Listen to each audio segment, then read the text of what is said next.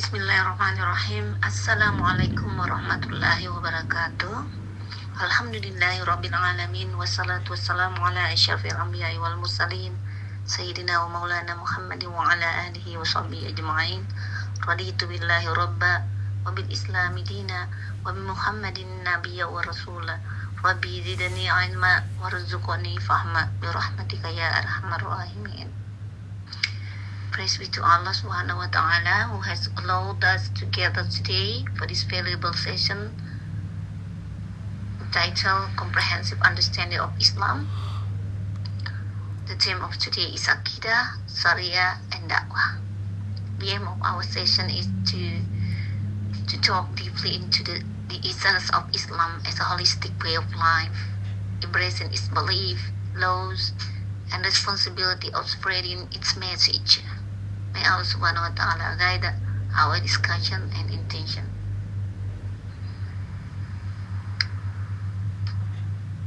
As a Muslim, you have to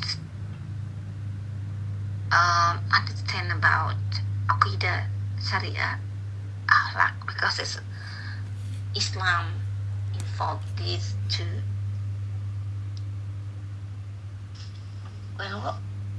When we talk about Aqidah, so we talk about the belief of Allah Subhanahu wa Ta'ala. It's a first rukun iman. And then when we talk about Islam, when you talk about Sharia, it's referred to fiqh. Okay, you study about how to perform prayer, how to what is halal, haram, sunnah, and etc. And then when you talk about akhlaq, of course you have to it's relating to the way of your life, the way of behave. It's including vision, ridho, our budi pekerti, attitude, and the like. Second is the essence of life. Allah Subhanahu wa Ta'ala remind us in the Quran, did you think that we have created you in play or without purpose, and that you would not be brought back to us? As Allah stated in the Quran, Surah Al-Mu'minun, verse 115. This verse, as explained by Ibn Kathir, emphasizes that human existence is purposeful, designed to worship Allah and obey His command. Furthermore, Allah Subhanahu wa Ta'ala describes the brevity of worldly life. In the Quran, Surah An-Naziyat 46 said, Allah said that on the day they see it, or the day of judgment, it will be as if they had not stayed in the world except for an afternoon or a morning. This perspective compels us to prioritize eternal preparation of a fleeting worldly pursuit. Is intelligence in life. The Prophet Muhammad, peace be upon him, defined a wise believer as one who frequently remembers that and adequately prepares for what follows it. As hadith narrated by Ibn Majah says that the wisest among believers is the one who remembers that the most and is best prepared for the hereafter. Well, therefore, understanding Islam as a comprehensive religion ensures intelligent living. This includes, as I mentioned before, that the first is a firm foundation in Aqidah or Islamic creed.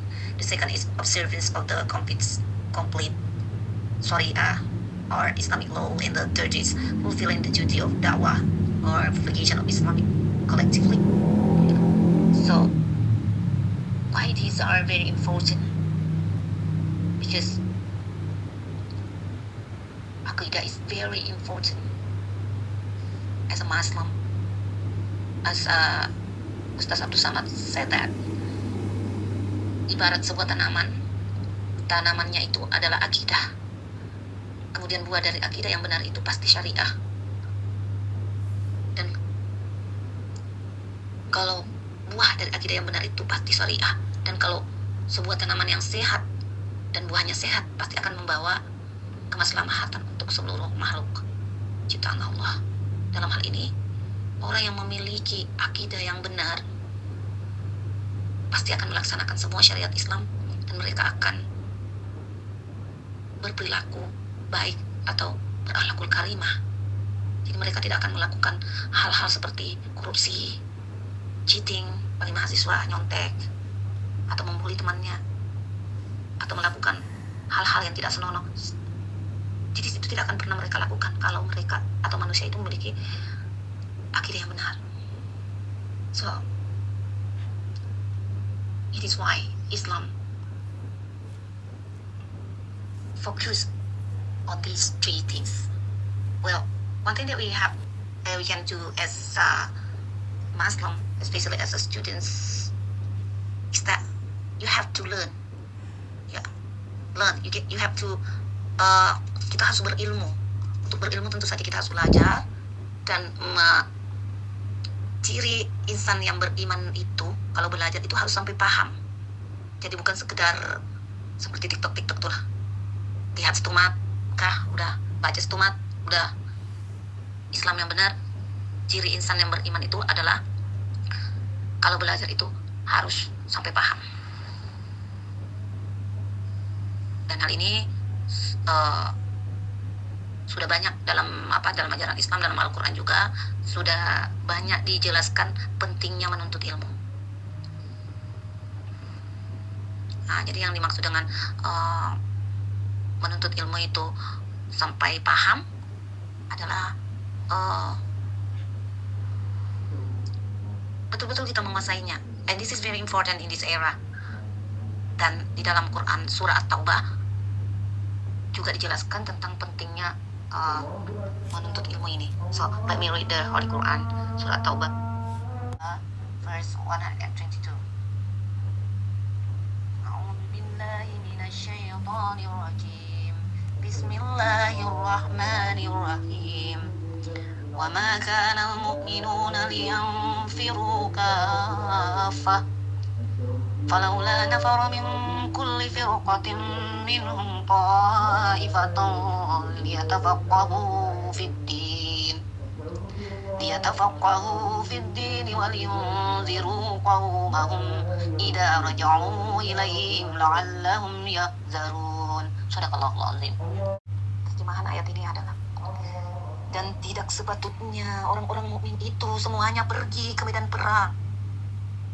Mengapa sebagian dari setiap golongan di antara mereka tidak pergi untuk memperdalam pengetahuan agama mereka dan untuk memberi peringatan kepada kaumnya apabila mereka telah kembali, agar mereka dapat menjaga dirinya?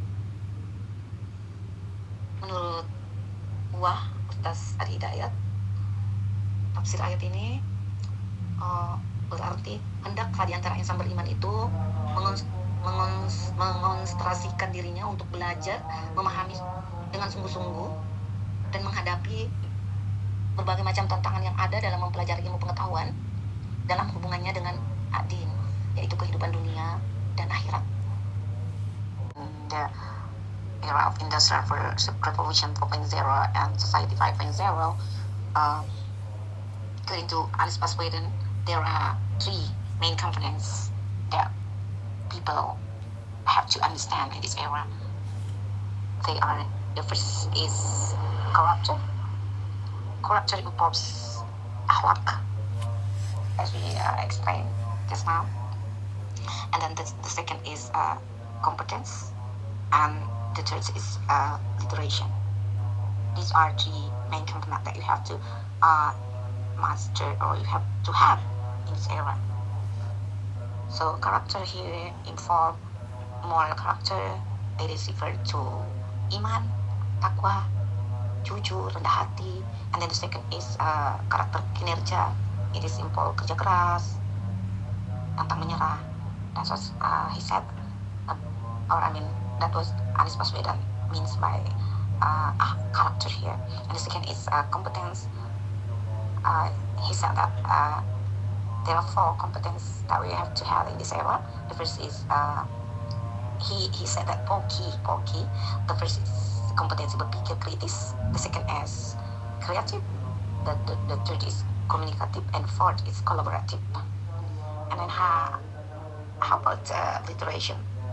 Literation is referred to technological literation, what is cultural literation, and financial literation. So these are three main components that the students or people of 5.0, community 5.0 have to harus miliki ya. The fourth is Islam as the true religion. In the Quran, Surah Al-Imran, verse 19, Allah Subhanahu wa Ta'ala declares, indeed, the religion in the sight of Allah is Islam. For this statement, Ibn Kathir explains that only Islam is acceptable to Allah Subhanahu wa Ta'ala.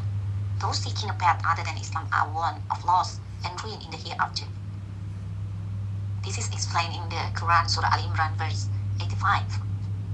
And also in the Prophet, peace be upon him, also emphasized the finality and universality of his prophethood, underscoring the necessity of following his teachings to attain salvation. So sometimes we heard that all religions are true and all religions are the same. Of course not. Based on this Quran, based on Allah said in the Quran, Surah Al-Imran here, and also what the Prophet said, that indeed the religion in the sight of Allah is Islam. Why Islam? Because Islam is for all human beings. It's different from agama samawi sebelumnya yang hanya diperuntukkan bagi kaum yang ada pada saat itu. Islam is for all human, and that every single thing has been ruled in it. Jadi mulai kita bangun tidur sampai tidur kembali itu semuanya sudah diatur dalam Islam. Bahkan masuk ke WC pun ada aturannya. Bahkan segala sesuatu kegiatan, segala aktivitas kita semuanya ada aturannya dan sudah diatur untuk kemaslahatan manusia itu sendiri. Next, Islamic creed or Aqidah. The Islamic creed forms the foundation of believing Allah, His angels, His revealed books, His messengers, the Day of Judgment, and divine decree, or Qada and Qadar. I think we have discussed this in the class many times. And in this case, Allah once again selected faith in the Quran, Surah An-Nisa, verse 150 to 151.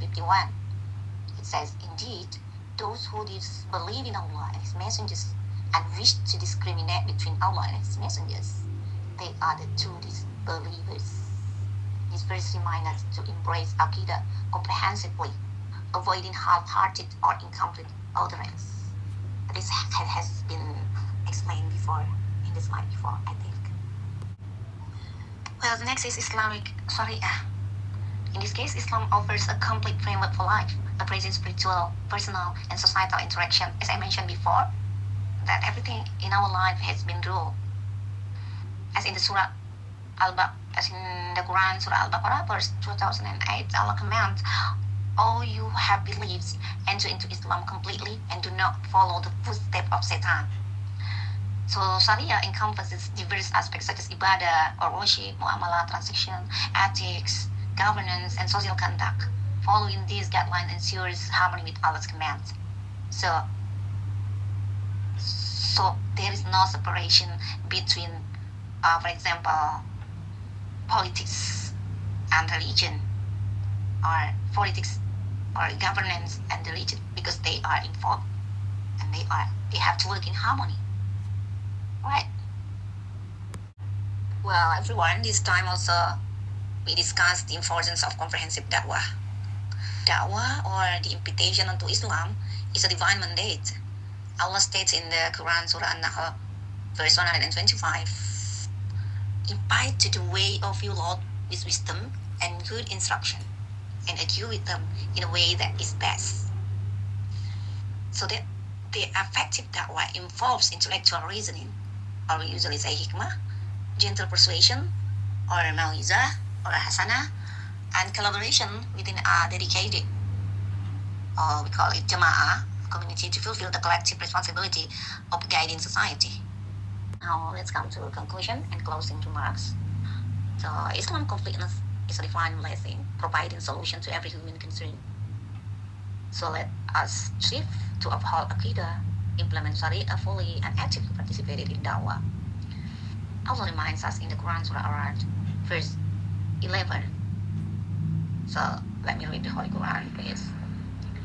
أعوذ بالله من الشيطان الرجيم بسم الله الرحمن الرحيم له معقبات من بين يديه ومن خلفه يحفظونه من أمر الله إن الله لا يغير ما بقوم حتى يغير ما بأنفسهم وإذا أراد الله بقوم سوءا فلا مرد له وما لهم من دونه من وال. Sadaqallahu Azim.